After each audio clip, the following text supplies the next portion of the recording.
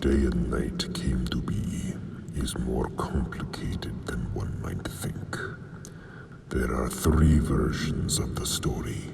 The first briefly tells of a figure named Svalin, who rides in a chariot that pulls the sun. Below her is a shield separating her from the land and ocean, so the fire of the sun would not consume us.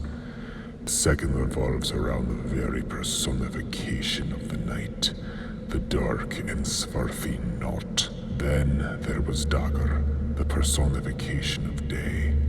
As these two went about their lives, Odin would eventually appear and bestow upon them their professions. He granted the 2 horse-driven chariots and sent them to ride around the sky, creating the cycle of day and night.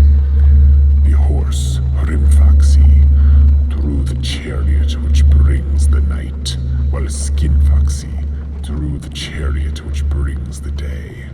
Both of these gods are colorful in their own right. Not, for instance, is the daughter of the enigmatic Narfi. The night goddess would then have 3 marriages. The first was with Naglfari, and they would produce 1 son, Odr. The second would be Anar, the god of prosperity.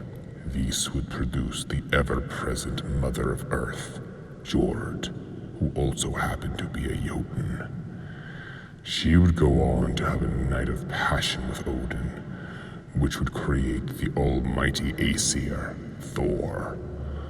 The third and final husband was with Dellinger, and supposedly this would bring none other than Dagr into the world. However, this final union should not be taken as fact, as there are multiple accounts of Dagar's family. Some say he's the son of Not, in others he's said to be the son of Jord, though the consistent is that Deligar is the father. The final version of the story goes as follows.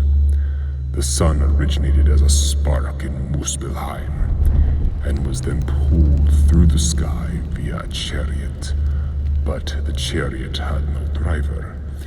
Meanwhile, an unknown entity known as Mundilfari had 2 children. Both were remarkably beautiful, so their father named them after the celestial bodies. The daughter was named Sol after the sun, and her brother was named Mani after the moon. The 2 grew up, and after Sol married a man named Gelmir, the gods appeared angered by how Mundilfari named the children after the sun and moon, and so abducted them to ride the chariots which pulled them. Sol, of course, pulled the sun, and Mani pulled the moon.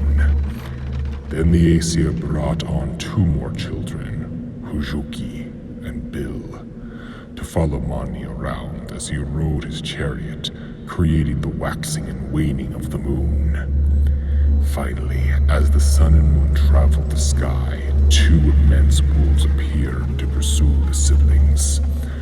Across the sky they would forever run until finally Ragnarok came, and the siblings would finally be devoured. The names of the wolves were Skull and Hati, and they were believed by some to be the son of the almighty wolf Fenrir. However, this should not be taken as fact due to contradicting sources. However you wish to interpret these stories is all up to you. You decide what's true and what's not with the information given to you. And these days, true fact is hard to come by. Some would go to extreme lengths to get it, like Odin when he visited a certain well, the subject of my next tale. If you enjoyed the video, please give it a like. If you'd like to stay up to date, press the subscribe button and hit the notification bell. Thank you, and we'll see you in the next video.